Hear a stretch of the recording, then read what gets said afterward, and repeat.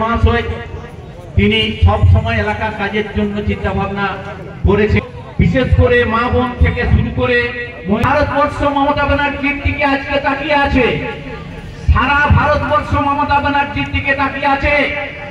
মমতা ব্যানার্জি যেভাবে সাধারণ গরিব মানুষের, খেটে খাওয়া মানুষদের জন্য উপকারের জন্য কাজ করে চলেছেন, অন্য কোন রাজনৈতিক দল যখন এই তৃণমূল কংগ্রেসের সঙ্গে রাজনৈতিকভাবে মোকাবিলা করতে পারছে না, তখন বিভিন্ন ভাবে তৃণমূল কংগ্রেসের নেতা নেত্রীদের বিরুদ্ধে উৎসাহ করছে, অপপ্রচার করছে।